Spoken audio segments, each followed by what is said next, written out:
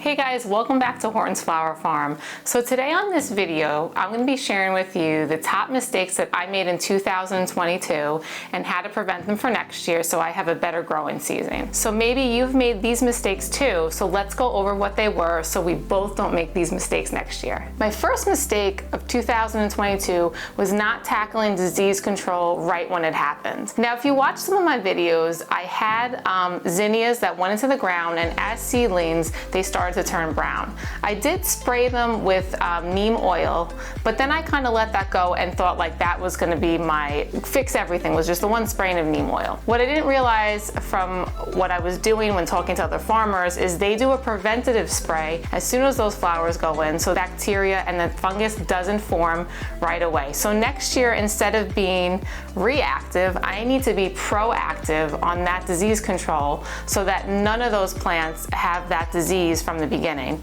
And when I saw the seedlings like that, I really should have been spraying more. And I actually had a Cornell Cooperative University down the road, and I really should have utilized that help for them to help me and ask questions. So next year I will not be doing that. I will be definitely asking more questions, spraying preventatively for the disease control. And that problem was with a lot of flowers, specifically with my zinnias. And I also had problems with my Rudbeckia and my marigolds, and it was a big problem. So that was really the top problem. So here's number two. The second big mistake that I had on the farm was not hiring more help from the beginning. So the season was going, I planted my plants, I had help planting them in, I did hire people for that, but I let the weeding get out of control before I addressed it and had somebody help me. So by the time that I got to my China asters, they had already been completely covered with weeds.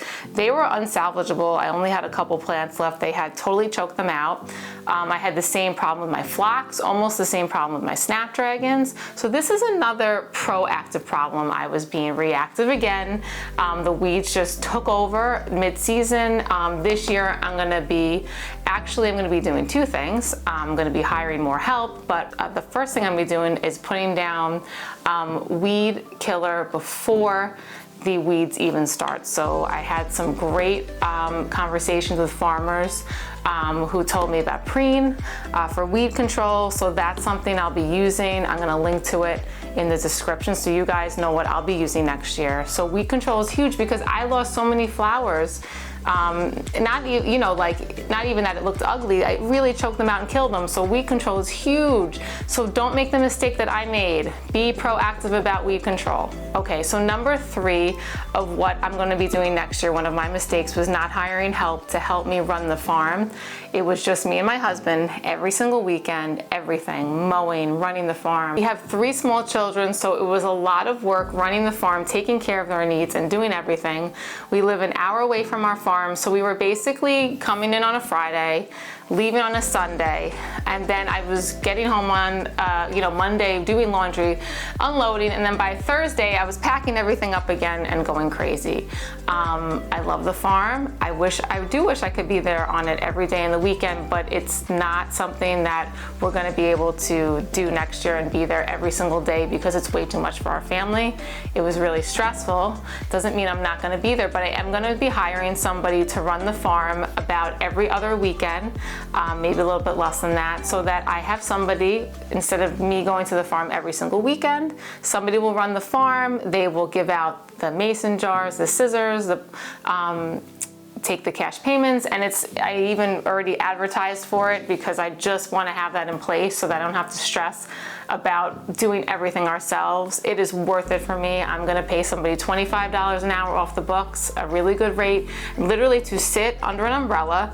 I told them to take the cash from them, give out a mason jar, and that's it. They don't have to count stems. They don't have to clean up the farm. They don't have to weed. I just want somebody there to help me. It is so worth it. It is so worth it for help. I am telling you guys, it's worth the money. It's worth the money. I don't even have that person yet. I'm already envisioning how less stressed I am just thinking about having somebody there to help me. So that is huge. Having somebody to help me, that was one of my mistakes. So my last mistake, which I actually changed mid-season, was I was pricing flowers by the stem. And what I was doing is I was having people go out and cut their flowers and telling them it was $1.50 a stem. They were coming back and I was counting flowers. Yeah, no. that was not fun. I wanted to do it that way. I thought like, oh, I'm gonna give them like the flexibility to pick how many stems they want. It'll be nice, you know, like give them the flexibility. It's not fun once I get busier, and I was busier, having to count stems as multiple people were coming out, and I was trying to take payments from people coming in and give jars, and I'm the only person there. It's way too much. So I changed it. And I loved it. Mid-season, what I did was the kids' prices were $20 for a kid's jar, came with it, and they could pick 12 stems. So they go in, they pick their 12, and I was very trusting. I didn't count on the way out, and that's fine. If people picked a couple more by accident, that's okay. Everyone was pretty honest. So the kids was 20. The adults, they could purchase, I think it was 12 or 15 stems for 25. $30 for 20 stems, so it kind of went up in $5 increments. So that's how it went with that midway, and it was so much better. As soon as they came in, I took their payment. They had to choose before they went out how many stems they wanted to pick. So everything was prepaid. They went out, and I didn't have to worry about them when they came back out. They were done. They didn't have to check out. The flow was nice and easy. So that was awesome. So I would suggest that. I know some people do as many as you can fit into a jar. That's just not the way that I did it. This worked very well for me. I was making a lot of money this way, and that's the way I chose to do it, and I liked it, so I will be doing that again next year. So if you're going to try that method, I wouldn't suggest pricing by the stem.